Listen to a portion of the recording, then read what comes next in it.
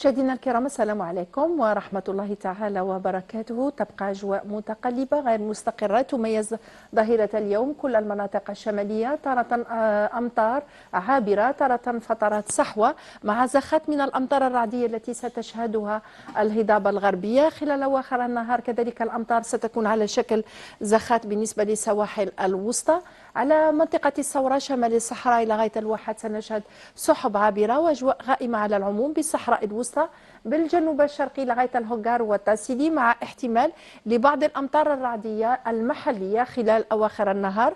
أجواء على العموم مغشاة جزئيا من منطقة تندوف لغاية أضرار وصولا إلى إنجزام. عن درجات الحرارة القصوى خلال ظهيرة اليوم تكون فصلية، أدنى مقياس سيسجل ب 14 درجة نحو البيض، ترتفع إلى غاية 21 درجة بالطرف بقلمة، 20 درجة بتيزي وزو أو بالعاصمة، 22 درجة بتيزي وزو، بينما ستتراوح ما بين 16 إلى 18 درجة نحو سواحل الغربية، منطقة تلمسان إلى غاية المناطق الداخلية والهضاب العليا الشرقية. بالنسبة للمناطق الجنوبية في حدود 23 درجة ببشر، 27 درجة بالمغير وورقلة، 26 درجة بتندوف، وتكون مرتفعة ما بين 30 إلى 32 درجة بين الهوغار والتاسيلي، منطقة إليزي، الصحراء الوسطى، مع أجواء حارة نحو أقصى الجنوب تصل إلى غاية 38 درجة.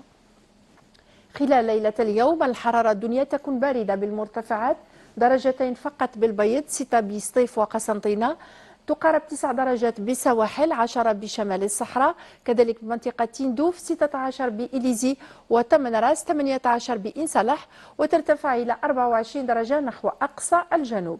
أما للملاحة والصيد البحري، البحر سيكون هادئ إلى قليل الاضطراب على طول الشريط الساحلي، حتى الرياح ستبقى ضعيفة على العموم. عن وقت غروب الشمس لنهار اليوم على مستوى العاصمة سيكون في حدود الساعة 6 مساء و49 دقيقة، ودائما تبقى عناوين مصلحة الأرصاد الجوية في الخدمة. مشاهدينا أشكركم على حسن المتابعة، تقبل الله صيامكم وإلى اللقاء.